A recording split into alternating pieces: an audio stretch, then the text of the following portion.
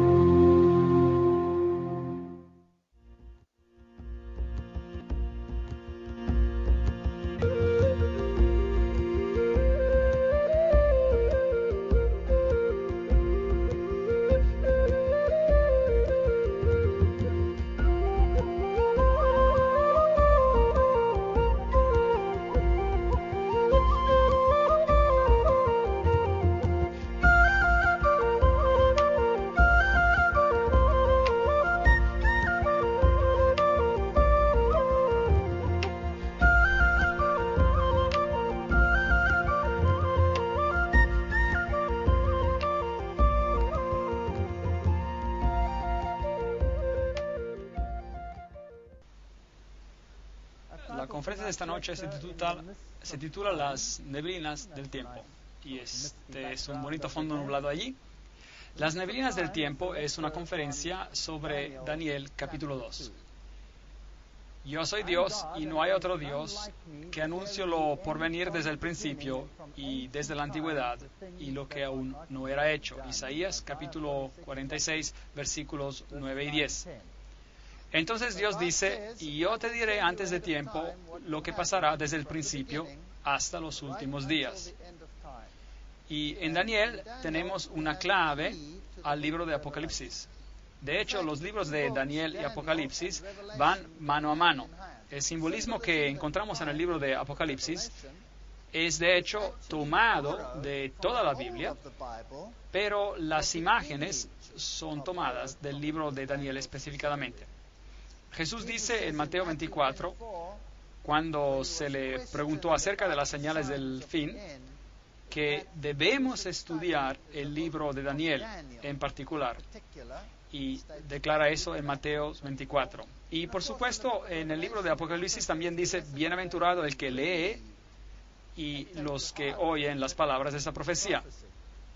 Entonces, los libros del tiempo final, aquellos que tienen un bosquejo a lo largo de la historia y nos revelan eventos mientras ellos se cumplen, esto lo encontramos en estos grandes libros de la Biblia. Así que Dios declara, yo soy Dios y no hay otro semejante a mí, que anuncio lo por venir desde el principio y desde la antigüedad lo que aún no era hecho. O esto es así o no lo es. Ahora, hay muchos símbolos simbólicos, digamos, usados en la Biblia, y podemos confundirnos mucho si no aplicamos los principios correctos a lo que estamos escuchando. Usted tiene que aplicar los criterios bíblicos para entender las profecías bíblicas. No podemos interpretar un símbolo como nos da la gana. Por ejemplo, la Biblia habla acerca de una bestia. En Apocalipsis habla acerca de una bestia. Habla acerca de la marca de una bestia. Habla acerca de algo que tiene que ser puesto en la mano y en la frente. Y eso representa la marca de la bestia, por ejemplo. Bueno, ¿qué es la bestia? Podemos pensar lo que queremos con la palabra bestia. Ustedes podrían decir, como muchos en el mundo dicen hoy día, la bestia es una computadora. Algunos hasta dicen cuál es. Dicen que es una computadora en Bruselas, en Bélgica. Bueno, ¿dice la Biblia que las bestias son computadoras? ¿Sí o no? Para interpretar, tiene que limitarse a criterios bíblicos. La Biblia usa símbolos de animales, por ejemplo, se usa leones y osos y cosas como estas. Ahora, hay equipos de deportes que son conocidos como leones. En las Islas Británicas, el equipo de rugby es conocido como los Leones. Entonces voy a interpretarla en la Biblia que el equipo británico de rugby va a jugar un rol importante en los tiempos finales, solo porque se llaman leones o los osos. De hecho, ese es otro equipo de deportes. ¿Será eso un criterio? Claro que no. Tenemos que usar criterios bíblicos para poder tratar con símbolos bíblicos. Así que he juntado un pequeño diccionario de términos proféticos que están definidos en la Biblia. Y tenemos que usar la Biblia, las definiciones de la Biblia. Por ejemplo, linos blancos son justicia, Apocalipsis 19, verso 8. El lino blanco que vistes representa la justicia de los santos. Una trompeta o un viento son símbolos de guerra en la Biblia, Apocalipsis, Jeremías 49, 36. Ahora, eso en un sentido profético. Prostitución. Me pregunto cuántos sermones han sido predicados acerca de las mujeres libertinas y la prostitución y todas esas cosas cuando en verdad Dios usa la palabra prostituta en un sentido profético, refiriéndose a la idolatría, siendo infiel a Dios. Y hay un número de textos indicados aquí, los cuales muestran que la idolatría es prostitución. Dios dio también una lección enigmática para Israel. Tuvo un profeta que se casó con una prostituta para dar una ilustración sobre la infidelidad del pueblo de Israel hacia su Dios. Aguas y mares en la Biblia representan naciones cuando se está hablando en un sentido profético. Las aguas que viste son pueblos y naciones y multitudes y reyes. Apocalipsis 17, verso 5. Una mujer en la Biblia es una iglesia. Efesios 5, 22 a 24. Segunda de Corintios, Jeremías, Isaías, Oseas, Juan. Todos ellos se refieren a este simbolismo de una mujer representando a la iglesia. Cristo es el novio, la iglesia es la novia. Sión es un símbolo del pueblo de Dios. Isaías 51, 16. Y una bestia, en la Biblia, en sentido profético, es un reino. Daniel capítulo 7, verso 17 dice, y las bestias que vistes son reinos o reyes. Y un rey representa un reino. Entonces, no se está hablando de un equipo de fútbol o de una computadora, pero de un reino. Eso es. Así que si alguien tiene la marca de la bestia, entonces esta será la marca de un reino. Eso es lo que significa. No puede significar otra cosa. Tenemos que quedarnos con el significado de la Biblia. Un cuerno en la Biblia también representa un rey o un reino. Así que de un reino pueden levantarse un número de cuernos. Eso significa que el reino se desintegrará y muchos reinos se levantarán de ese reino. Una roca en la Biblia, la roca en la Biblia es Jesús. Eso es lo que cantamos en nuestro canto lema al comienzo. Ahora, hay una guerra entre el bien y el mal en este planeta. Y si alguien no cree en esto, prenda su televisión y échale un vistazo. Y verá que hay una guerra entre el bien y el mal. Hay una guerra sobre cada persona en este planeta, ya sea que lo reconozcamos o no. Ahora, una pequeña historia clave en la Biblia es Daniel, el capítulo 2, donde el rey Nabucodonosor tiene un sueño. Y este sueño, él sueña de ciertos eventos que se desarrollan, pero él se olvida del sueño. Y entonces se encuentra muy confundido y el profeta finalmente le explica el sueño. Y en ese sueño podemos informarnos sobre puntos muy interesantes de la historia y del tiempo.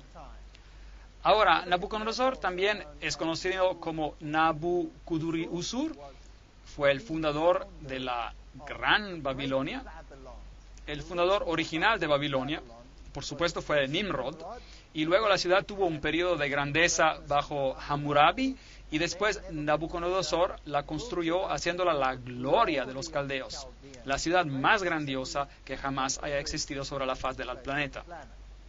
Entonces, Nabucodonosor estaba muy orgulloso de sus logros personales.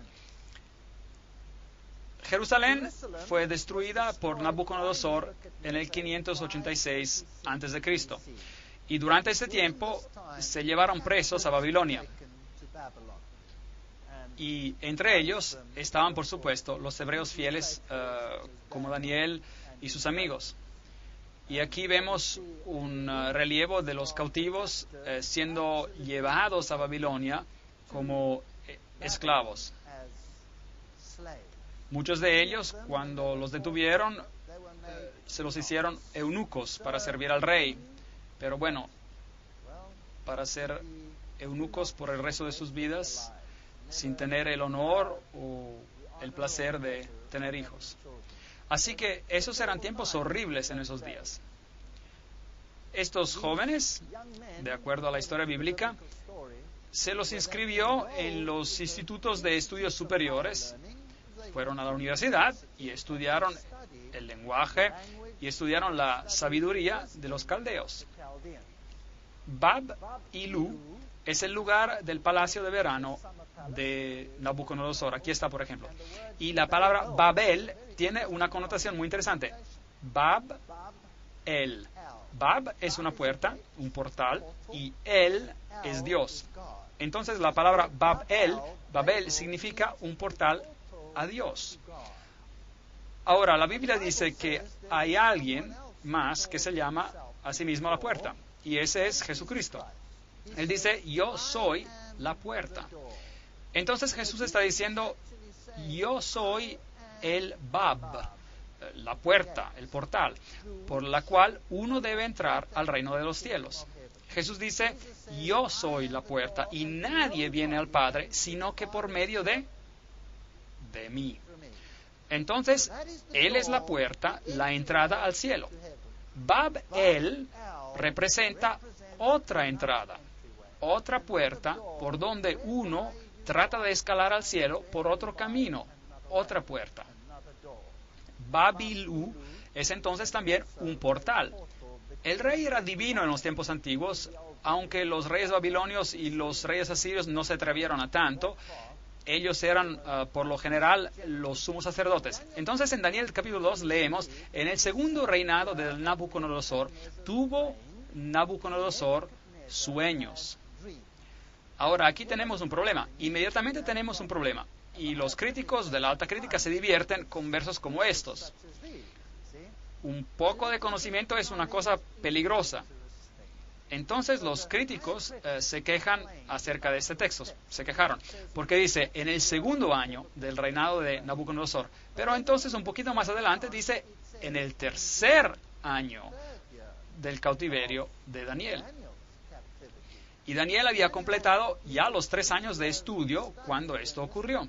Y Nabucodonosor y estos cautivos empezaron al mismo tiempo. Entonces los críticos decían, bueno, ¿cómo puede ser posible? Nabucodonosor está en su segundo año de reinado y los otros están en su tercer año. La Biblia es absurda. ¿Cómo se pueden hacer simples errores como estos?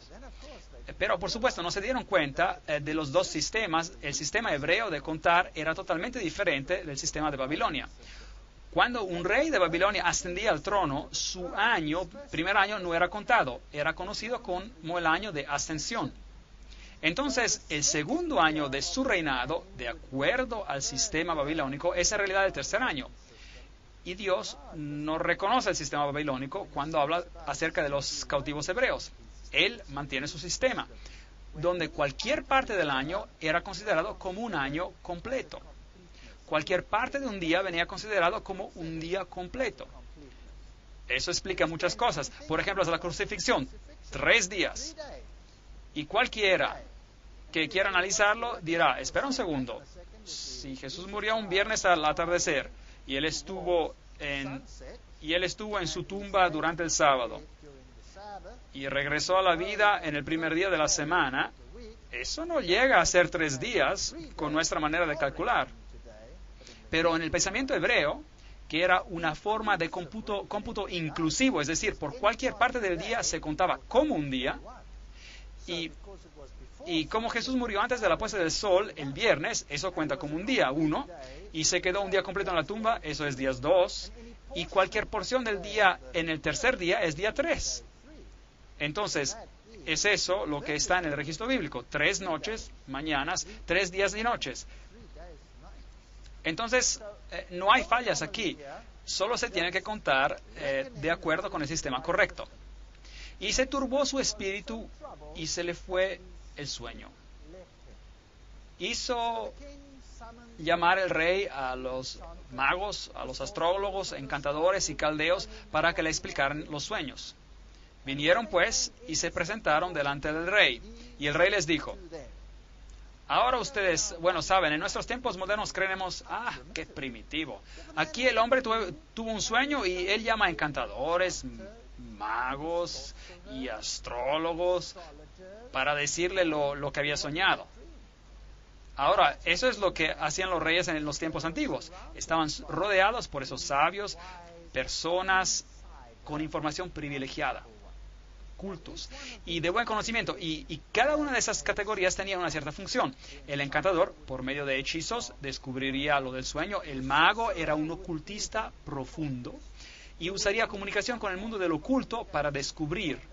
El astrólogo miraría a las estrellas y le dirían lo que tenía que hacer. ¿Es una costumbre tan antigua o todavía sigue viviendo hoy, en el día, en nuestro siglo? ¿Sí o no?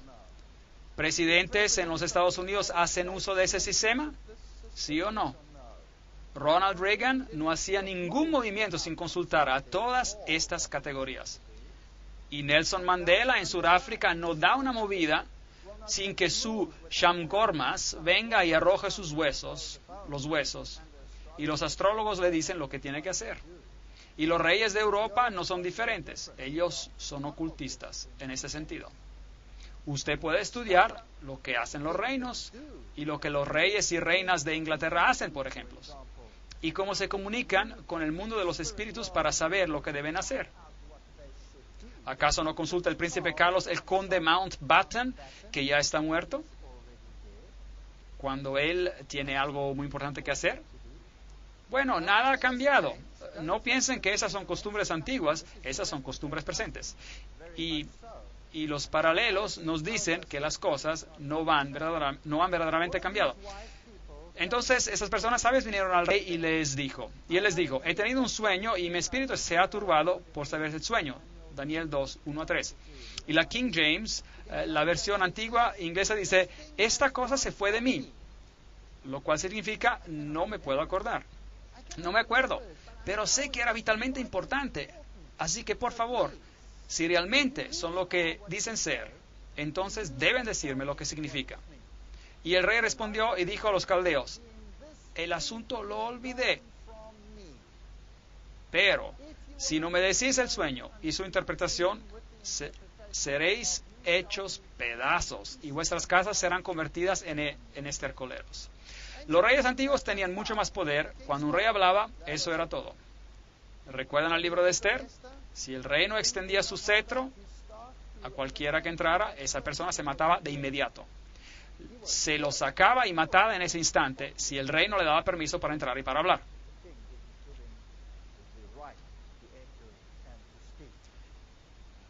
El versículo 10 dice, los caldeos. Ahora, ¿quiénes son los caldeos? Los caldeos eran los eruditos, los que eran altamente educados, los astrónomos, los antes. Y tenemos caldeos hoy en día. Algunas órdenes religiosas concentran los más intelectuales, los más cultos en el mundo, en ciertos órdenes, que de hecho después administran muchas de nuestras universidades.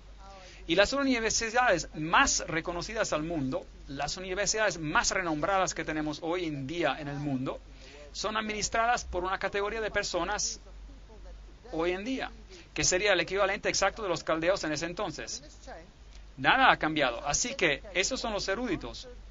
Los caldeos respondieron delante del rey y le dijeron, no hay hombre en la tierra que pueda declarar el asunto al rey. Además, ningún rey, príncipe ni señor que ha preguntado una cosa semejante a ningún mago, ni astrólogo, ni caldeo. ¿Ven las diferentes categorías? Todos ellos no pueden hacer esto. Porque el asunto que el rey demanda es difícil y no hay quien lo pueda declarar al rey, salvo que los dioses, cuya morada no está entre los hombres. Entonces Dios removió ese sueño de la mente del rey para que él no pudiera recordarlo. y también para exponer todas estas categorías de personas. Versículo 12. Por esto el rey, con ira y con gran enojo, mandó que mataran a todos los sabios de Babilonia. Todos. Ahora, obviamente, esto incluía a todos aquellos que habían recibido esta educación elevada. Y, por supuesto, incluiría a Daniel y a sus amigos, porque ellos habían completado su educación en el Instituto de Babilonia de Estudios Superiores. Entonces, todos ellos fueron sentenciados a morir un día, solo porque no podían responder al sueño. Cuando Daniel escuchó de que los iban a ejecutar a todos, fue a Arioc, el guardia del rey, y le dijo: ¿hay alguna manera que yo pueda hablar con el rey? Y después de que se le dio el permiso, Daniel retornó a su casa y explicó este asunto a sus amigos, Ananías, Misael y Azarías. Mishael, de hecho son nombres muy interesantes. No tenemos tiempo para entrar en detalles, pero hay una tipología en el nombre de los eventos que se desarrollan. Daniel significa juicio de pueblo de juicio de las personas. Mishael significa quién es como Dios. Analogías muy interesantes aquí. Daniel 2, 17 y 18. Él pidió para que pidiera misericordia del Dios del cielo sobre este misterio, a fin de que Daniel y sus compañeros no perecieran con los otros sabios de Babilonia. Esos son los acontecimientos básicos detrás de nuestra historia. En Daniel 2, versículo 21, tenemos esta declaración. Y Él, el Dios, es decir, cambia los tiempos y las estaciones, remueve reyes y pone reyes. Entonces, nuestra historia va a ser de cómo los reinos se levantarán y los reinos desaparecerán en este planeta. Daniel 2, versículo 24, nos cuenta de cómo el rey es informado de que Daniel tiene una respuesta. No ejecutes a los sabios de Babilonia, llévame a la presencia del rey y yo le daré la interpretación. Dios dio a Daniel una visión, no solo una descripción del sueño, pero también la solución, la interpretación del sueño. Respondió el rey y le dijo a Daniel, el cual se llamaba Belchazzar, que por supuesto es su nombre dado en lugar de Daniel, que se interpreta juicio. Así que todo el libro de Daniel habla de juicio, como el nombre indica. Habla acerca del juicio final sobre este planeta y el juicio de los varios reinos mientras avanza en la historia. Belchazzar, Bel era el dios de los caldeos. Bel, vamos a hablar mucho de este dios Bel, y está muy de moda hoy en día, diría. Hay muchas organizaciones que se llaman aún por Bel hasta hoy en día.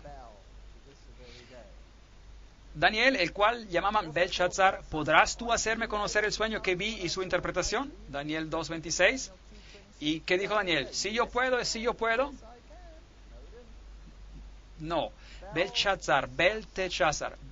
Belit es diosa, Sha es rey, Sar, Utsur es protector. Entonces, Bel es una deidad masculina, Belit es una deidad femenina. Ya sea masculino o femenino, eran intercambiables. Es una idea interesante. Regresaremos a este concepto en más detalle al futuro. Daniel respondió al rey diciendo, el misterio que el rey demanda, ni sabios, ni astrólogos, ni magos, ni adivinos. Es fascinante para mí saber que cada una de esas categorías existen hoy en día y son usadas por el mundo hoy y por el liderazgo del mundo hoy. Pero hay un Dios en los cielos que revela los misterios y Él ha hecho saber al rey Nabucodonosor lo que ha de acontecer. ¿Cuándo? En los últimos días. Daniel 2, 27, 28. Entonces Daniel capítulo 2 es un libro para nuestro tiempo. Es para nuestro tiempo. Nos explica algo para todos los tiempos, pero se concentra al final de la historia humana. El Daniel, el juicio final viene en nuestros tiempos. No es sorprendente que las personas digan, olvídese del Antiguo Testamento, no lo necesitamos más. Bueno, Jesús dijo, cuando veáis en el lugar santo la abominación desoladora de la que habló el profeta Daniel, El que lee, entienda. Hablando acerca del futuro, Jesús mismo nos indica el libro de Daniel y concierne nuestro tiempo. Y Daniel no toma el honor, él da el honor a Dios. Vean, hay dos sistemas religiosos en este planeta. Un sistema está centrado en el hombre y el otro está centrado en Dios. Y esa es la batalla para el alma de cada persona en este planeta. Y se sorprenderá de quién hoy en día promueve una religión centrada en el hombre. Se sorprenderá. Los pondré en la pantalla uno después del otro para usted mientras seguimos con las conferencias. Daniel 2:29. Estando tú, rey, en tu cama, te vinieron pensamientos por saber lo que había de suceder en lo porvenir. Y el que revela los misterios te mostró lo que ha de ser. Y esto es básicamente lo que él soñó. Él vio a una estatua con la cabeza de oro, los brazos de plata, y esta cabeza de oro era muy asombrosa. 2 brazos, caderas de bronce, piernas de hierro, 2 piernas, y luego los pies de hierro y barro. Y luego él vio una roca que venía hacia la tierra, golpeó a la estatua y la destruyó. Y golpeó en los pies. En ninguna otra parte. Golpeó en los pies. Bueno, ¿qué significa este sueño? Bueno, la Biblia es tan buena que nos dice exactamente lo que significa para que no tengamos que adivinar. Tú, rey, veías en tu sueño una gran imagen. Esta imagen era muy grande y su gloria muy sublime. Eso es lo que él soñó. Y viste esta roca venir. Daniel 2, versículos 32 al 33. La cabeza de esta imagen era de oro fino, su pecho y sus brazos de plata, su vientre y sus muslos de bronce, sus piernas de hierro, sus pies en parte de hierro, en parte de barro cocido. Así que el sueño miraba hacia el futuro y también trataba de los últimos días. Estabas mirando hasta que una piedra se desprendió, note cuidadosamente, sin que la cortara mano alguna. Así que esta intervención no es una intervención humana. Pero ¿qué clase de intervención? Es una intervención divina. Hirió a la imagen, la piedra, en sus pies. Por favor, sea muy cuidadoso. No hiere la estatua en los muslos. ¿Están conmigo? No hiere la estatua en la cadera. Ahora, ¿por qué enfatizo eso? ¿Acaso es importante? Sí, parece de ser muy importante. Sistemas religiosos enteros en el mundo tienen una estatua que hiere, que es herida en las caderas. Cuando la estatua no fue herida en la cadera, la roca hiere los pies. La roca no hiere los muslos. Y con esta simple analogía, ya la mitad de las religiones cristianas en el mundo tienen algo equivocado, seriamente equivocado. Bueno, eso es lo que la Biblia dice. Búsquelo por usted mismo. Hiere la estatua en los pies de hierro y barro y los desmenuza. Daniel 2, 34. ¿Y quién es esta roca? Obviamente, si no es una intervención humana, es una intervención divina. Así que si usted está esperando alguna ayuda de alguna superpotencia, cualquiera sea esa nación, le tengo malas noticias. La intervención final es una intervención divina. Es la segunda venida de Cristo. Entonces, fueron desmenuzados. También el hierro, el barro cocido, el bronce, la plata y el oro. Ahora, aguarde un momento. Si esta estatua es sucesiva, ¿por qué cuando se golpean a los pies, el hierro, que son las piernas, el barro, y son los pies, y de hierro, de barro, y el bronce son los muslos, y la plata, del pecho, y el oro, son todos hechos pedazos al mismo tiempo? y se convirtieron como tamo de las eras del verano, dice el texto. ¿Por qué todo se destruye al mismo tiempo cuando la piedra golpea los pies? Ve, si los reinos ocurren uno después del otro, entonces, ¿esto tiene sentido? Sí, claro. Pero solo si la filosofía de la cabeza avanza y construye la filosofía del pecho. Y esa aumenta grandemente en la filosofía de las caderas y es incorporada en la filosofía del hierro y propagada al mundo con la filosofía del hierro y del barro. Cuando la filosofía es finalmente destruida, esta filosofía, toda la contribución de la historia al reino del otro partido, el del enemigo de Dios, vendrá a su fin. Todo. ¿Enseñamos hoy en día filosofía babilónica? Sí lo hacemos. Tengo una conferencia llamada El vino de Babilonia. Estará sorprendido de cuánta filosofía babilónica enseñamos. ¿Enseñamos filosofía medo-persa? Claro que sí. Lo hacemos. ¿Está la religión del mitraísmo bien y en vida? ¿Y viviendo en el mundo hoy? Sí, el más grande poder religioso en el mundo, la más poderosa religión en el mundo, enseña los principios del mitraísmo. Muy interesante. Y eso es de Medio Persia. ¿Tenemos la filosofía griega en el mundo hoy? Claro que sí. ¿De dónde viene la teoría de la evolución? Empezó con Aristóteles. ¿De dónde viene nuestro pensamiento moderno a la base de casi cada ciencia en el mundo? De la filosofía griega. ¿Y qué hay acerca del hierro? ¿Tenemos algo que ver con las enseñanzas romanas? Claro que sí. Nuestro entero sistema judicial está basado en el pensamiento romano, que ha integrado las filosofías anteriores. Y los pies de hierro y barro son solamente los herederos del sistema que pasó anteriormente. Y se los llevó el viento sin que de ellos quedara rastro alguno. Esto es muy importante. El viento es un símbolo de guerra. Esta guerra final destruirá totalmente a los reinos de la tierra. Pero la roca que destruyó a la estatua se convirtió en una gran montaña. La montaña es un símbolo en la Biblia de un reino. ¿Y cuánto llenó la tierra? Toda la tierra. No habrá naciones diferentes como las que tenemos hoy. Así que usted tiene sus esperanzas en una de ellas, de estas naciones, olvídelo. Esta profecía dice que no. Daniel 2, 35. Isaías 65, 17. Porque he aquí que yo crea nuevos cielos y nueva tierra. De lo pasado no habrá ni memoria, ni vendrá el pensamiento. Y luego Daniel interpreta el sueño. Tuvo rey, y él era el rey de Babilonia. Él representaba a Babilonia. Era rey de reyes. Muy interesante ese detalle aquí en la Biblia. Una R minúscula de rey. Una R minúscula. Increíble. Hay otro rey de reyes quien empieza con la R mayúscula. ¿Y quién es él?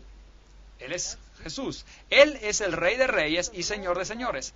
Aquí hay otra persona que se llama rey de reyes.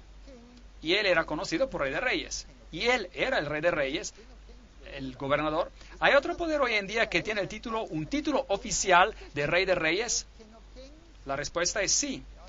Hay un poder hoy tan poderoso, tan invasivo en el mundo, que si supiéramos nos sorprendería. Y el título que lleva es Rey de Reyes. ¿Está viva la filosofía de Babilonia hoy en día? Porque el Dios del cielo te ha dado reino, poder, fuerza y majestad. Tú, rey, eres rey de reyes. Rey con letra R minúscula. Tú eres aquella cabeza de oro. Después de ti se levantará ¿qué? Otro reino inferior al tuyo. Daniel 2, versículo 39. Entonces Babilonia caerá y será repuesta por otro reino inferior. El oro es un metal precioso, la plata es un metal menos precioso, pero la plata es más dura que el oro. Entonces, la filosofía máxima de un rey de reyes era en la cabeza de oro. La filosofía máxima de Babel, otro portal al cielo, era simbolizada en el oro. Fue fortalecido en el siguiente reino, aunque se convirtió en más brutal y menos refinado. su pecho y brazos de plata. Hay dos componentes a un pecho y a un brazo, y habrá dos componentes en el siguiente reino también, el cual dominará sobre toda la tierra. Babilonia nunca se tenía que disipar, nunca tenía que ser destruida. Nabucodonosor pensó que él había construido un reino que nunca dejaría de existir. He aquí una inscripción que fue encontrada sellada por un sello de Nabucodonosor, donde dice, que dure para siempre. Él no podía pensar en un reino que sería destruido. Pero Daniel le indicó y le dijo, el reino desaparecerá, tu reino desaparecerá. Este orgulloso monarca dijo a Daniel, increíble, nunca, jamás. ¿Y qué hizo él? Después de que se había humillado, más tarde endureció su corazón y él pensó en sí mismo, nunca, yo voy a desafiar al Rey de los Reyes. Mi reino de oro nunca será destruido. Nunca pasará a la plata, al bronce, al hierro y al barro. Nunca. Reinará para siempre. Constrúyame una estatua de oro puro, de la cabeza a los pies. ¿Qué estaba diciendo? ¿Qué estaba diciendo cuando estaba haciendo esto? Él estaba desafiando al Dios del cielo. Él estaba diciendo, te voy a desafiar. Voy a levantar mi reino y no lo destruirás. ¿Es posible de que haya un poder hoy en día que esté diciendo la misma cosa? Voy a desafiarte, voy a levantar un reino que nunca será destruido. ¿Es posible? Bueno, veamos que es más que posible y es una realidad triste en el mundo en el que vivimos hoy. Entonces este rey era arrogante en ese tiempo, pero hay un poder igualmente arrogante hoy en día que está haciendo la misma cosa. Daniel 3, 16 a 18. Sadrach, Mesach y Abednego respondieron al rey Nabucodonosor diciendo, no es necesario que te respondamos sobre este asunto. Nuestro Dios, a quien servimos, puede librarnos del horno del fuego ardiente. Y de tus manos, rey, nos librará. Y si no, has de saber, oh rey, que no serviremos a tus dioses ni tampoco adoraremos a la estatua que has levantado. Luego él llamó a todos, incluyendo a los hebreos, que habían interpretado esa visión por él, y le dijo, al oír del son de la bocina, de la flauta, de la cítara, del arpa, del salterio, de la zampoña y de todo instrumento de música, os postréis. Puéstense. ¿Es usada la música hoy en día para juntar a las naciones, sí o no? ¿Sí o no? Sí, increíble, claro que sí. Así que los tres dijeron, no nos prostraremos, aunque Dios no nos ayude, no nos prostraremos. ¿Quién más dijo eso? Job lo hizo. Job tenía esa clase de fe. Job dijo, aunque me matara, le serviré. Increíble, es grandioso. Entonces, ellos fueron arrojados al horno de fuego, ¿y qué pasó? Las sogas se quemaron, y los soldados que los arrojaron se quemaron a muerte. Y Daniel 3:26, entonces Nabucodonosor se acercó a la puerta del horno del fuego ardiente y dijo, Sadrach, Mesach y Abednego, siervos del Dios Altísimo, salid y venid. Porque cuando el rey vio a una cuarta persona entre ellos, ¿y a quién vio? La versión antigua inglesa dice, alguien como el Hijo de Dios. Y las otras versiones vieron a alguien que parecía como un hijo de dioses. Gran diferencia entre las dos traducciones. Daniel 3:28, y Nabucodonosor dijo, bendito sea el Dios de Sadrach, Mesach y Abednego, que envió a su ángel y libró a sus siervos que confiaron en él, los cuales no cumplieron el edicto del rey y entregaron a sus cuerpos antes de servir y adorar a otro Dios que su Dios. Entonces la historia nos cuenta de que Nabucodonosor fue humillado. ¿Sabía que Nabucodonosor es el único rey pagano que tuvo el privilegio de escribir un capítulo en la Biblia? Increíble. Él escribió un capítulo en la Biblia, la historia de su conversión. Léalo en el libro de Daniel. Y creo que Nabucodonosor estará en el cielo algún día, porque se convirtió y su orgullo se humilló. Pero esto es como se veía, era una ciudad magnífica. Aquí está el emblema de Babilonia, el león, jardines colgantes. Él los construyó para su esposa Amuea, quien deseaba montañas. Y Babilonia estaba en una llanura, y ella no estaba muy feliz. Entonces él le dijo, voy a construirte una montaña. Y él se la construyó. Esos eran los reyes de aquellos días, tenían poder. Aquí hay la puerta famosa de Ishtar, que todavía se pueden encontrar en el Museo de Pergamum en Berlín. Hermosos relieves de piedras originales. Las escrituras cuneiformes que han descubierto nos cuentan la historia de Nabucodonosor. Estos portales los adorné con hermosura para que sean el asombro de multitudes de personas. Dicen las escrituras, para el asombro de los hombres he construido esta casa. Nabonidus, ahora, ¿quién era Nabonidus? Era el padre. Y a Belshazzar, el hijo exaltado, la ofrenda de mi cuerpo. ¿El padre de quién? De Belshazzar. ¿No es interesante? Vea, los críticos observaron otra vez. La Biblia habla acerca del último rey de Babilonia como Belshazzar. Y estos críticos decían, está mal, él no era el rey. Nabonidus era el rey. Lo que no se dieron cuenta, no teniendo las escrituras cuneiformes para descifrar a esa etapa, era que Nabonidus se había retirado a una vida religiosa.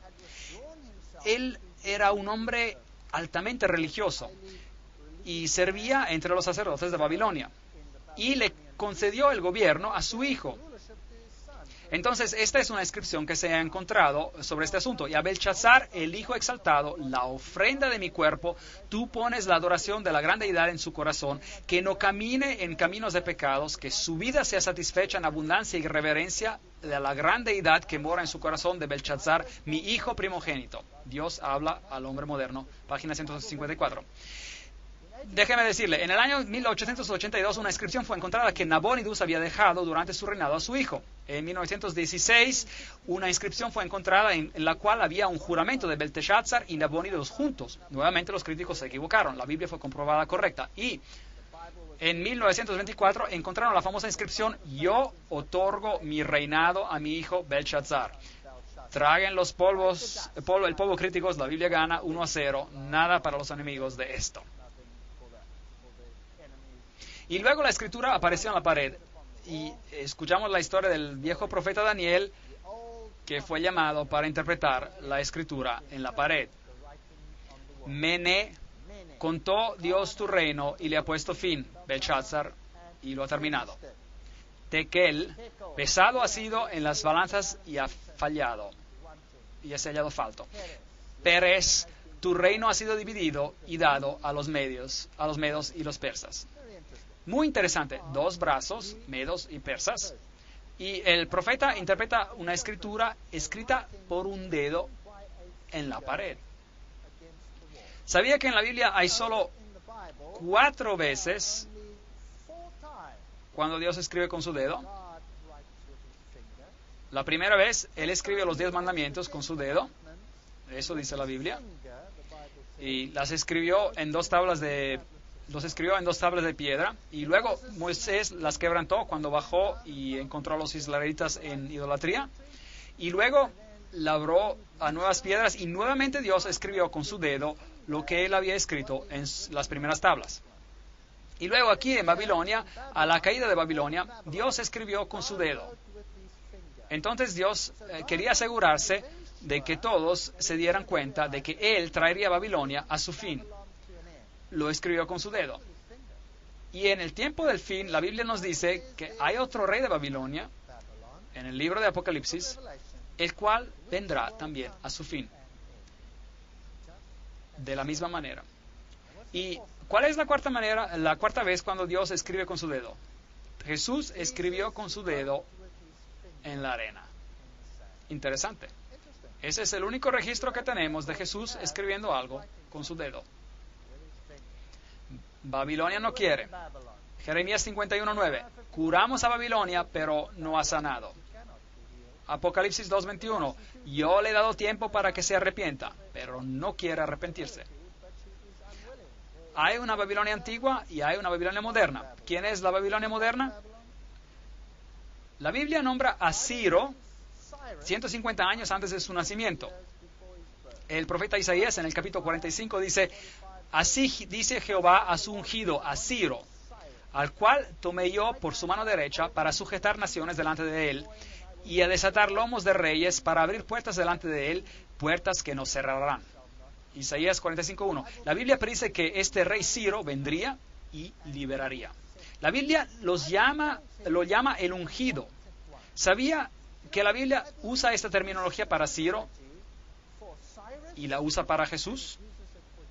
Entonces, este rey pagano aquí, quien trae a Babilonia a su fin, es usado como símbolo, como tipo del gran rey que vendrá y dará su fin a Babilonia en los últimos tiempos. Es una analogía muy interesante, muy interesante. El cilindro de Ciro, con toda la historia de él, en escritura cuneiforme de cómo ocurrió. Yo soy Ciro, rey del mundo, el rey grande y justo, el rey de Babilonia, el rey de Sumer y Akkad, el rey de los 4 puntos del mundo, hijo de Cambises. Cuando entré a Babilonia como amigo y ascendí al trono entre ánimos de alegría y espectáculo maravilloso en el palacio del gobernador, mis soldados innumerables vagaron a Babilonia en paz y en sinceridad. Yo prohibí hostigamiento, acoso y terror por todo Sumer y Akkad. Me esforcé por mantener paz en Babilonia y en todas las otras ciudades. Abolí el trabajo forzado por respeto a los ciudadanos de Babilonia, lo cual era contra su estado social, y ayudé a restaurar las casas destruidas, las acomodé nuevamente con lugar pasible. Patos y palomas, traté de preservar sus hábitats. Dios va a restaurar todas las cosas también. El ejército marchó por debajo de las puertas de Babilonia. Fueron dejadas abiertas, el río se apartó porque Dios cambia tiempos y estaciones y remueve reyes y levanta reyes. Y es Él quien da sabiduría al sabio y conocimiento a aquellos que no entienden. Y eso llegó a su fin al reino de Babilonia. El siguiente reino que gobernará la tierra, los medos persas, vinieron a continuar después de Babilonia. En Daniel capítulo 2, versículo 39, leemos acerca de este reino. Después de ti se levantará otro reino, y luego un tercer reino de bronce, el cual dominará sobre la tierra. Ese es el siguiente. Estuve persuadido de que no había nación, ciudad o personas donde su nombre no alcanzara. Me parece que hubo de haber una mano divina dirigiendo ambos su nacimiento y acciones. Librería Histórica, libro 16, capítulo 12. Entonces la Biblia describe el levantamiento del imperio de los medos persas y su caída delante de este poderoso rey Alejandro el Magno, quien destruiría este ejército. Sabía que Alejandro derrotó a los medos persas con un ejército de solo 45,000 soldados, y los medos persas tenían un ejército de 1,000,000 de soldados. Él los aplastó. Él era un gran estratega y sabía exactamente lo que estaba haciendo. Así que el imperio griego siguió después del imperio medo-persa. Y el imperio de los medo-persas añadió a la región de Babilonia. Tomó la región de Babilonia, la refinó en el sistema mitraico, el cual se pasó a la siguiente generación. Y el mitraísmo luego reaparece más tarde en prominencia dentro de la religión de la élite de Roma. Historia muy interesante. Pero la filosofía de los griegos es la gran fundación para muchas filosofías en el mundo hoy. Entonces los griegos siguen después del imperio de los medo-persas. Finalmente, después del imperio griego, Daniel 2:40, y el cuarto reino será fuerte como el hierro. Ahora, si miramos a los soldados a cómo estaban en los días antiguos, Grecia y Roma, son una comparación muy interesante. Aquí está la armadura de los soldados griegos. Note que son de bronce. Esa es su armadura, usaban bronce. Y luego vino el soldado romano. Aquí hay un legionario romano. ¿Y cuál era su armadura? Hierro. ¿No es interesante? Hasta este simbolismo es fascinante. Entonces cambiamos de bronce a hierro y el legionario tenía una armadura fantástica. Tenía este pequeño cinturón aquí en el frente para proteger, y el escudo que protegía a los soldados y los hombros de los soldados. Y esta es una espada corta y gruesa. Eran una fuerza tremenda los soldados. Y por supuesto el poder de Roma no tenía igual. El hierro es más duro que el bronce y Roma era poderosa, más poderosa que los griegos.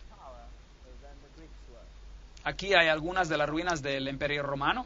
El cuarto reino será fuerte como el hierro, y como el hierro desmenuza y rompe todas las cosas, así él lo desmenuzará y lo quebrará todo. Daniel 2:40. Entonces, ese es un reino cruel. ¿Fueron los romanos particularmente crueles? ¿Qué hacían con los que disentían con ellos? ¿Qué les pasaba? Los crucificaban. Algo muy duro. En la caída de Jerusalén, por millas, kilómetros, había crucificados tras crucificados. Todos venían crucificados. Nadie se metía con Roma. El 22 de junio del 168 a.C., en la batalla de Pydna, Percus, el rey de Macedonia, fue completamente derrotado por los ejércitos de Roma. En ese día pereció el imperio de Alejandro Magno, 144 años después de su muerte. Así que ahí pereció. El famoso historiador Edward Gibbon dice: las imágenes de oro, plata, bronce que se utilizan para representar las naciones y sus reinos fueron exitosamente quebrantadas por la monarquía del hierro de Roma. La historia y la caída del Imperio Romano. Todo el mundo está de acuerdo de que el hierro era el reino de Roma. En el segundo siglo, Hipólito escribió sobre Roma: regocíjate, bendito Daniel, no te has equivocado. El hierro ya gobierna. ¿Sabía que cuando Alejandro Magno marchó en Jerusalén, los escribas marcharon hacia él con la Torá y le dijeron: tú gobernarás, dice Daniel, tú conquistarás? Y por eso Alejandro no destruyó a Jerusalén, pero simplemente la incorporó. La Biblia dice: antes de tiempo, ¿quién gobernará? Ahora, muchos críticos han dicho: increíble, pero seguramente Daniel debió haber vivido después de los eventos. La Biblia está equivocada. ¿Sabe que la Biblia ha sido reivindicada en ese punto? Porque los rollos, los pergaminos del Mar Muerto, tienen porciones del libro de Daniel donde cambia de aramaico al hebreo. Y ese pequeño pedazo está allí. Y cuando ellos estudian el aramaico, que creían ser aramaico reciente, lo que encontraron en los rollos pergaminos del Mar Muerto es que el aramaico utilizado era el de los medo-persas. Entonces, el libro de Daniel comprueba los acontecimientos de su época y después sigue comprobando los acontecimientos que están descritos en él. Entonces, fue descrito antes de los acontecimientos. Usted no puede tener razón sobre la Biblia, no puede. Entonces, este gran poder de Roma vino a destruir. El historiador Charles Rowling dice: ellos, los romanos, tomaron indistintamente todas las provincias y reinos y extendieron su imperio sobre todas las naciones. En una palabra, ellos empezaron su expansión sin ponerse límites. Los únicos límites eran los desiertos y mares que no les permitían pasar. Historia Antigua, volumen 4, 79. Entonces, desde el 168 a.C. hasta el 476 después de Cristo, Roma, la monarquía de hierro, gobernó suprema. Ahora, hay dos piernas de hierro. Eso es interesante. Roma fue dividida en dos partes: el imperio del este y el imperio del oeste. Y el emperador, por muchos años, después de Constantino, gobernó desde el este del imperio en bizantino, y él gobernó todo el reino. Pero la Roma del oeste siguió otro camino. Y esta es una historia muy interesante que tenemos acá. Lo que vistes, dice en Daniel 2:41, de los pies y de los dedos, en parte de barro cocido de alfarero y en parte de hierro. Entonces, ¿hay elementos de Roma en los pies y los dedos, sí o no? Claro que sí. Todavía Roma está ahí. El hierro todavía está ahí. El hierro no ha sido eliminado. ¿Será este un reino dividido? ¿Está el mundo tratando de restaurar el Santo Imperio Romano? ¿Sí o no? ¿De qué se trata la unificación de Europa? ¿Ha pensado en eso? Entonces, este será un reino dividido. Daniel 2:42, y por ser los dedos de los pies en parte de hierro y en parte de barro cocido, este reino será en parte fuerte y en parte frágil. ¿Ha comprobado la historia que las naciones de Europa eran a veces fuertes y a veces débiles? Y a veces uno gobernaba un país y después otro. ¿No fue una vez Alemania la más poderosa y después Francia y después Inglaterra? ¿Sí o no? ¿No gobernaron los daneses por un tiempo, etcétera, etcétera? ¿No era acaso el imperio austríaco poderoso por cierto tiempo? Claro que sí. Entonces la historia ha comprobado que eso es correcto. Jeremías 18:6, no podré yo hacer con vosotros como este alfarero, casa de Israel, dice Jehová. Como el barro en las manos del alfarero, así sois vosotros en mis manos, casa de Israel. Estos reinos quizás sean arrogantes, pero serían reemplazados, serían divididos. Y serían divididos en 10. Eso es lo que la Biblia dice. Habría 10 dedos que vendrían. Ahora, estos 10 dedos son muy interesantes. ¿De dónde se levantan estos 10 dedos? ¿De dónde salen? ¿En el imperio del Oriente o del Occidente? Una pregunta muy importante. Y la Biblia nos dice muy claramente que se levantaron del imperio occidental, del oeste, y que el imperio del oeste, occidente, ejercería una influencia sobre el mundo entero. ¿El imperio del oeste, el occidental, ejerce su influencia sobre el mundo entero, sí o no? Claro que sí. Es el conocimiento y sabiduría europeos que han sido transportados al mundo entero. Fueron los europeos que conquistaron a Sudamérica. Es de las naciones de Europa occidental que los Estados Unidos y Canadá y todos sus componentes se integraron a esa sabiduría, esa filosofía. Es la ideología del occidente que viene de Europa del oeste y que está controlando los eventos del mundo. Las superpotencias de hoy, todas pueden comprobar sus orígenes filosóficas a Europa occidental. Entonces, ¿quiénes son estos anglosajones, los francos y los alamanes y los lombardos y los ostrogodos y los érulos, los burgundios, los visigodos, los suevos y los vandales? ¿Quiénes son? Entonces, esta es la división del imperio de la Europa occidental. Y note que hay una nación muy interesante por aquí, la cual ahora es escondida como los ostrogodos. Y luego hay otra nación por aquí, la cual es conocida como los visigodos. Había los burgundos y había los francos. Y los anglosajones y los francos y los romanos tuvieron una alianza muy fuerte en una etapa de la historia. Los ostrogodos y los visigodos tenían una religión un poco diferente que el resto de Europa. Y hubo muchas guerras que fueron peleadas sobre este asunto. Entonces los alamanes hoy son los alemanes son los remanentes de los alemanes, los suizos son los burgundios, los franceses son los francos, los italianos son los lombardos, los ingleses son los sajones, los portugueses son los suevos, los españoles son los visigodos. Pero 3 de ellos, los érulos, los vándales y los ostrogodos, son extinguidos. Desaparecieron. Se los quitó del mapa. Los ostrogodos, los últimos en desaparecer, una nación muy poderosa que controlaba todos los eventos en Roma, gobernaron sobre Roma misma. Los visigodos estaban en España y tenían una religión un poco distinta.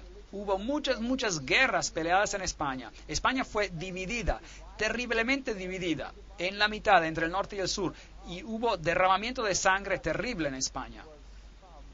Pero los érulos y los vándales y los ostrogodos fueron totalmente destruidos.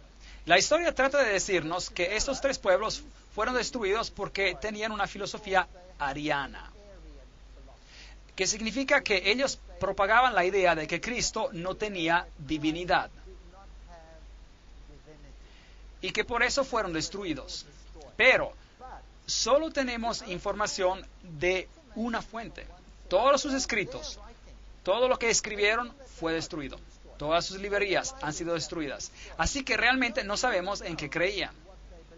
De hecho, los ostrogodos probablemente recibieron su religión de Palestina y tenían una forma muy pura de cristianismo basado en la Biblia. Y es por eso que fueron destruidos. Pero no tengo tiempo para entrar a ese punto. Eso tomaría toda una conferencia, unas cuantas conferencias solo para este asunto. Así que concentremos en esta profecía. Así que como viste el hierro mezclado con barro, así se mezclarán por medio de alianzas humanas. Entonces, originalmente, cuando Roma cayó, fue dividida en 10 partes. 3 de ellas fueron finalmente destruidas.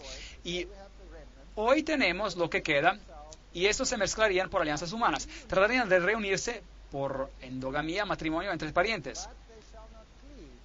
Pero se unirían el uno con el otro como el hierro no se mezcla con el barro. Pero no se unirían el uno el otro. Entonces, tuvimos grandes reyes de Europa tratando de reunir a Europa por medio de casamientos. Y por eso tuvimos a la reina Diana y al rey Federico tratando de hacer lo imposible para juntar a naciones.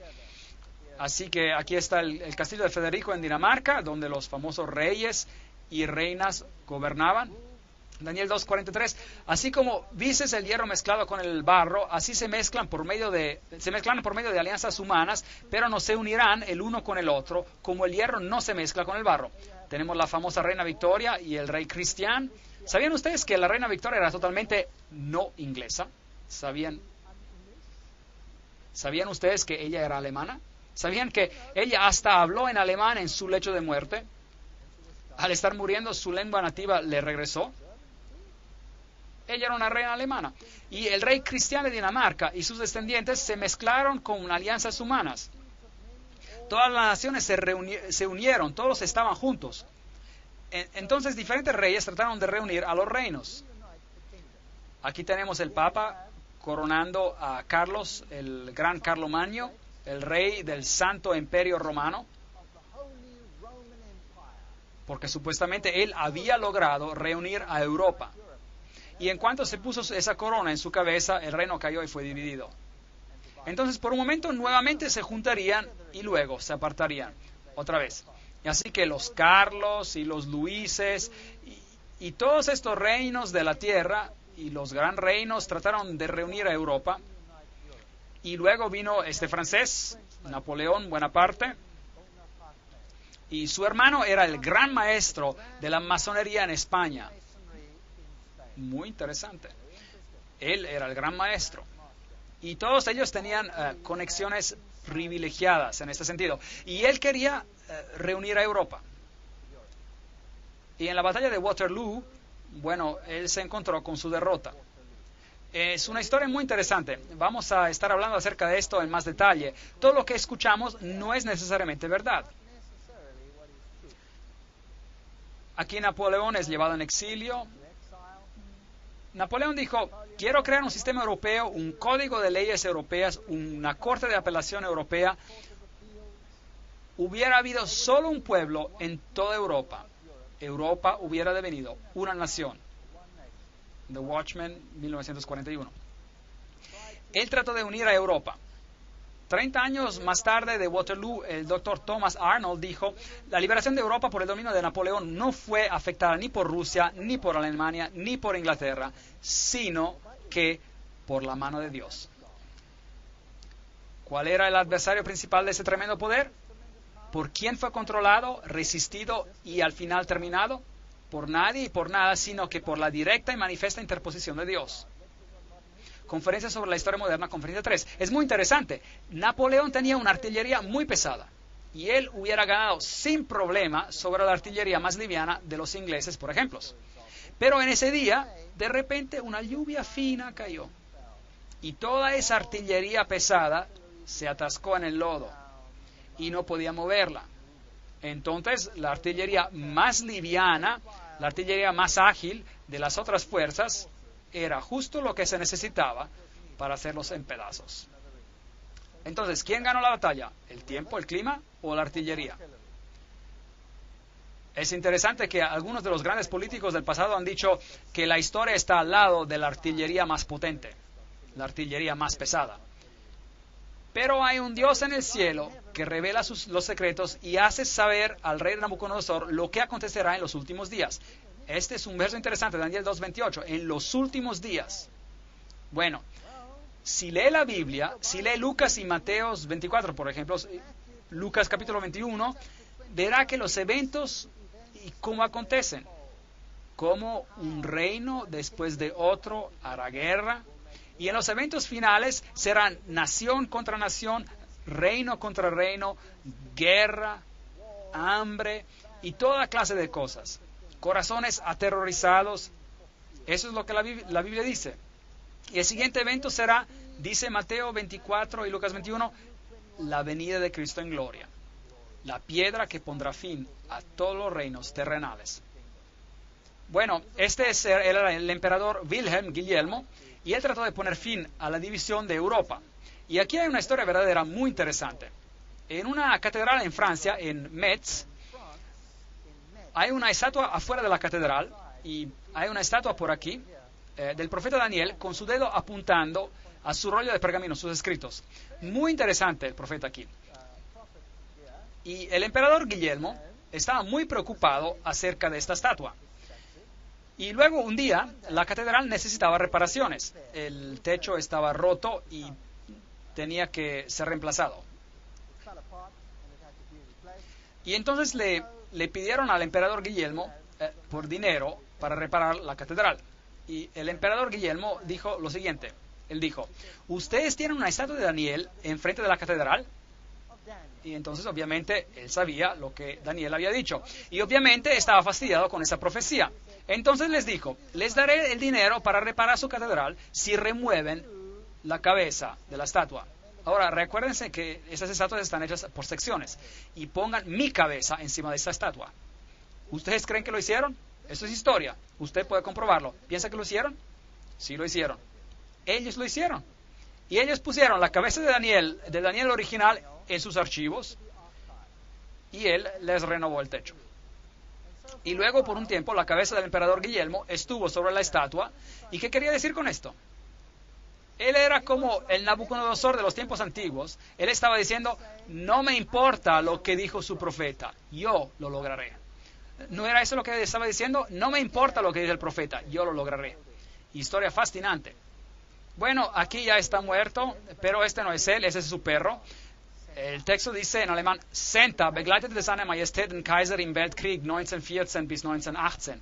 Y traducido, su perro acompañó al emperador durante la Primera Guerra Mundial, 1914 hasta 1918. Y después de él se levantaría otro. Daniel 2:21, él muda los tiempos y las edades, quita reyes y pone reyes. Y si tú, emperador Guillermo, piensas que puedes poner tu cabeza en la estatua de Daniel diciendo, yo lo lograré a mi manera, y su Dios no podrá hacer nada sobre esto, te vas a morir y no lo lograrás. Y hay el resto de la historia. Ahora, esa historia es muy fascinante. Aquí había otro hombre. ¿Usted cree que entendía las profecías de Daniel? ¿Usted cree que estaba interesado? Adolf Hitler estaba interesado en el mundo del oculto como nadie ante él. Había dos quienes estaban muy interesados en el mundo del oculto. Uno era Napoleón.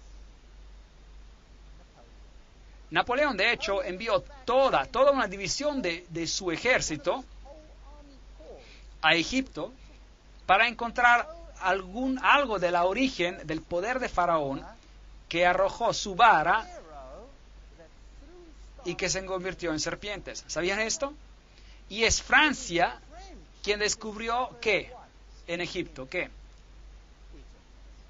La piedra Rosetta, por medio de la cual todos los jeroglíficos han sido descifrados.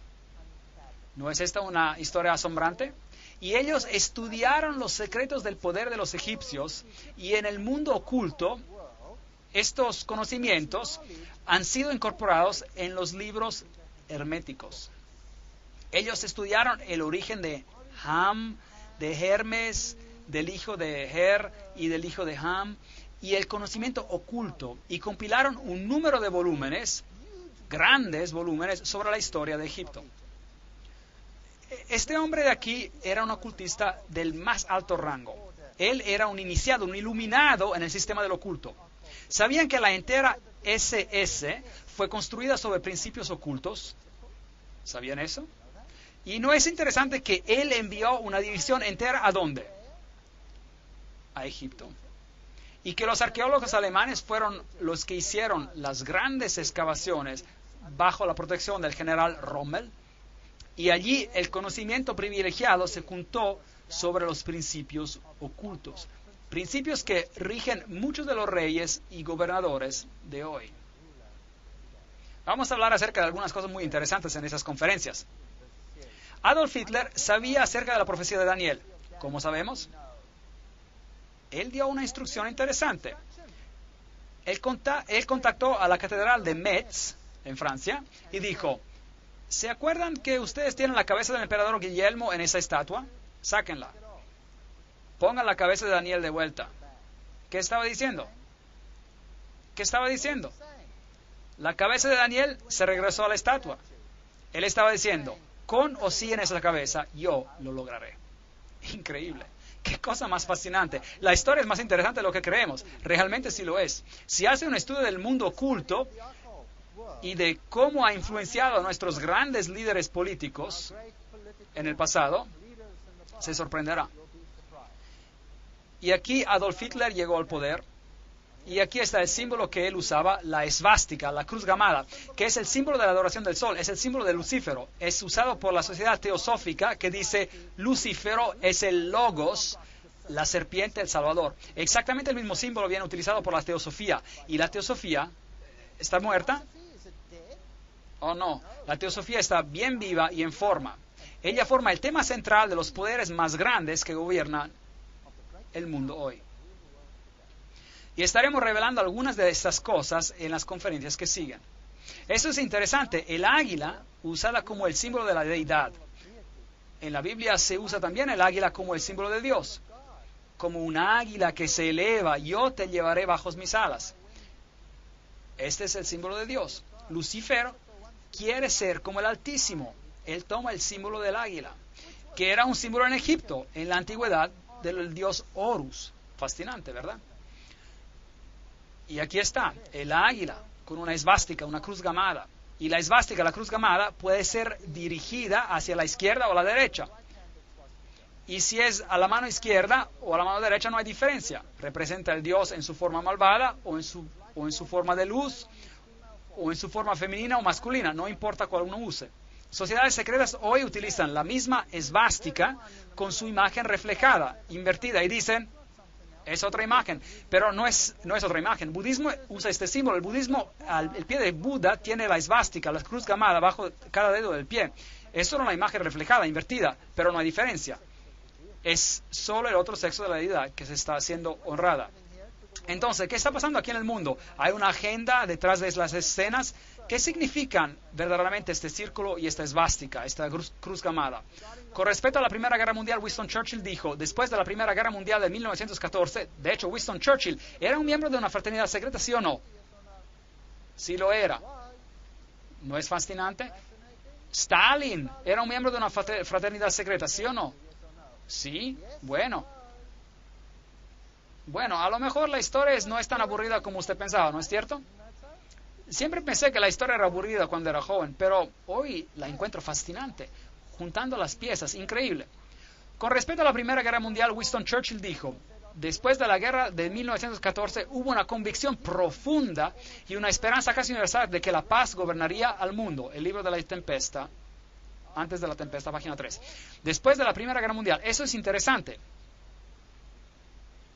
Bueno, ¿tuvo éxito alguno de estos gran gobernadores? Sea el emperador Guillermo o Napoleón o los Luis o Carlos o Hitler, ¿tuvieron éxito? No. Europa era más dividida después de la guerra que antes. Pero esa división era engañosa, como veremos.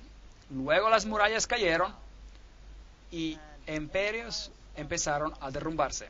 Y los grandes líderes del mundo, los Lenins y los Stalins, que habían matado a sus millones por razones clandestinas, de repente esos imperios se derrumbaron. Die Mauer muss fallen, la muralla debe caer. Todos estos grandes líderes, desde Lech Walesa, a esta dama aquí, Thatcher, a Khrushchev y a Gorbachev, y las reinas, pertenecen a órdenes secretas, ¿sí o no? ¿Quién es la cabeza de los Bilderberger? ¿Quién es la reina de los Bilderberger? Aquí está. Eso es muy interesante. ¿Existe una fundación Gorbachev con su central en Nueva York? Sí existe. Cosas muy interesantes. Y después la policía secreta soviética, el KGB, se derrumba. Un símbolo se derrumba. ¿Realmente se derrumba? ¿Quién gobierna Rusia hoy? ¿Quién es la cabeza? ¿Quién es la cabeza de Rusia hoy? Putin. ¿Y qué era él? Era la cabeza del KGB. ¿Ve? ¿No es interesante? Entonces bajaron a un símbolo y las personas piensan que la opresión ya se fue, pero en realidad no se ha ido, solo ha tomado otra apariencia. Es como un camaleón, cambia de color, pero en la esencia no cambia. ¿Y el Dios del cielo está mirando? Sí. Sí, claro, Él está mirando. Él nos dijo antes de tiempo que esto ocurriría y Él nos dijo en gran detalle. La Unión Soviética ya no existe, 3 repúblicas se unen, Gorbachev es ya algo del pasado, Bush necesita tiempo para recuperarse, y etcétera, etcétera. Leyendo el futuro de Europa, podemos sobrellevarnos en las manos del pueblo. Es más que dinero, la unión monetaria, mares de problemas, tormenta monetaria destruye la unidad europea. Leland Stove dijo, a la humanidad se le ha dado una sentencia suspendida, pero estos días de gracia son terriblemente pocos. En cuanto nos queda tiempo, página 343. El Dios del cielo levantará un reino, el cual nunca será destruido. Desmenuzará en pedazos y consumirá todos estos reinos, y Él reinará por siempre. Ahora, quiero que piense seriamente esta noche, todos los que están aquí presentes. ¿Está el mundo predicando que estamos avanzando hacia un reino de paz? ¿Sí o no? Sí. Pero será un reino terrenal. ¿Dónde quieren levantar un reino final de paz? ¿Allá en algún lugar en Jerusalén? Bueno, están peleando acerca de esto. ¿Qué dice Dios? ¿Pondrá un fin a qué? ¿A cuántos reinos en esta tierra? A todos. Es lo que Dios dice. A todos ellos. Y Él establecerá su reino. ¿Usted cree que Él necesita los ejércitos del mundo para lograrlo? Todos los que cayeran en esta piedra serán quebrantados. Y sobre quien ella caere, la piedra, le desmenuzará. Es lo que la Biblia dice. Porque enjugará Dios toda lágrima de los ojos de ellos, y ya no habrá más muerte, ni habrá más llanto, ni clamor, ni dolor, porque las primeras cosas ya pasaron. Apocalipsis 21:4. No debemos ser engañados creyendo que los poderes de esta tierra van a conseguir el objetivo por el cual están peleando. No lo lograrán. Llegarán a su fin. Parecerá como si casi llegaron a lograrlo. ¿Cómo sabemos eso? Porque la Biblia lo dice. La Biblia dice, cuando digan paz, paz, ¿cuándo dirán eso de las naciones? Cuando parezca que hayan logrado su objetivo, ¿no es cierto? ¿Qué dice la Biblia que acontecerá? Una destrucción repentina.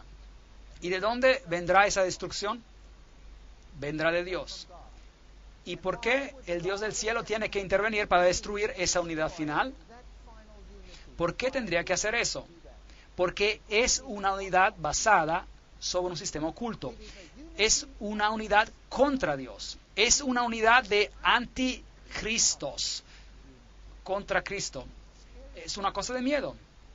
El mundo está terriblemente engañado hoy. Necesitamos estudiar esas profecías cuidadosamente y analizarlas y aclararlas para ver matices más finos, para que no seamos engañados como un predicador que se para y dice a lo mejor, el anticristo vivió en el pasado, él era un rey griego, su nombre era Antíoco Epifanios IV, pero él fue destruido por una roca. Pero la roca golpea los pies, no golpea los muslos, no golpeó a ningún rey griego. Daniel capítulo 8, Daniel capítulo 9. Cuidado cómo interpretamos la profecía. No podemos dar una vuelta equivocada a estos asuntos. Cristo retornará, la roca de todos los siglos. Versículo 35. Y la piedra que golpeó la imagen devino una grande montaña. Y la montaña, la Biblia, es un reino. Y llenó toda la tierra. Dios mismo levantará un reino. El sueño es verdadero y fiel su interpretación. Daniel 2:45. Esta noche hablamos de muy pocos detalles, pero hemos tenido un bosquejo relativamente exacto de la historia. ¿Y estarían de acuerdo en decir de que Daniel fue exacto? ¿Sí o no? Claro que sí. Daniel fue exacto. Ahora les tengo malas noticias. Noticias terriblemente tristes para usted. Daniel va a tomar el mismo cuadro, el cuadro de esta noche, es como una ilustración que le daría usted a un niño para colorear. Es solo el perfil. Y luego se le da al niño crayones, colores, y se le dice que coloree la ilustración. Ahora, en nuestra siguiente conferencia estudiaremos Daniel capítulo 7. Y vamos a colorear la ilustración, así por decir.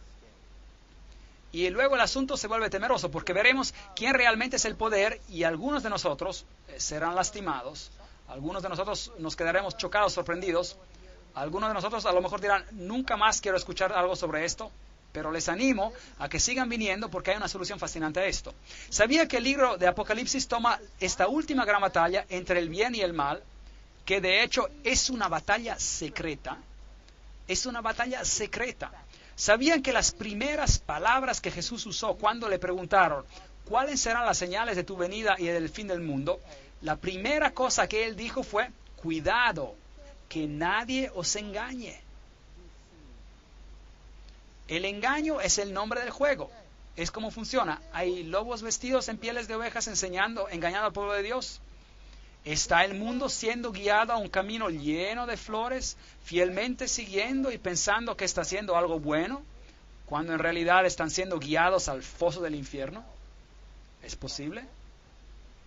Si creemos en los profetas y si los estudiamos cuidadosamente, y aunque duela, y créanme, yo he estado al otro lado del asunto, y cuando estudié la profecía me dolió, y mi familia se quedó dolida, y hubo baldes de lágrima. Y ahora tengo baldes de esperanza, porque Dios me ha mostrado, y ha mostrado a todos en el mundo, por medio de su palabra, y la palabra es el único lugar donde podemos encontrar esperanza, que hay esperanza. Pero Él también ha dado un bosquejo sobre el engaño de nuestro tiempo, y debemos saberlo. Hay un pequeño grupo de personas aquí esta noche, muy pequeño grupo de personas. Todo el mundo necesita saber lo que es esta decepción. Entonces me gustaría animarles para que traigan a sus amigos y, como dice la parábola de Jesús, salgan a salidas de los caminos, a los caminos poco frecuentados, inviten a las personas a esta fiesta de las bodas del Cordero. No muchos ricos, no muchos sabios, no muchos de alta reputación lo escucharán, pero vaya por todos sitios y tráigalos aquí y estudiemos estas profecías. Y yo les hago una promesa solemne. Si hablo de cualquier cosa que está contraria con la palabra de Dios, váyase. Si no está según la palabra, váyase. Compruebe cada palabra que digo. Ponga todo a prueba. Use la palabra de Dios como filtro para lo que yo digo. Y si usted me puede mostrar que estoy equivocado, cambiaré. Lo prometo. Yo no quiero hacer nada que no esté en línea con la voluntad de Dios. Ese es mi reto. Vamos a atenernos a la palabra de Dios y veremos exactamente lo que está pasando en nuestros tiempos. Es más temeroso de lo que usted piense. Pero tenemos una esperanza, porque el Dios del cielo levantará un reino que nunca será destruido. Y estamos justo frente a la puerta. Y me gustaría que usted sea parte de ese reino. Que todos, y que Dios los bendiga y los guarde hasta que nos juntemos para colorear el episodio de Daniel, capítulo 7.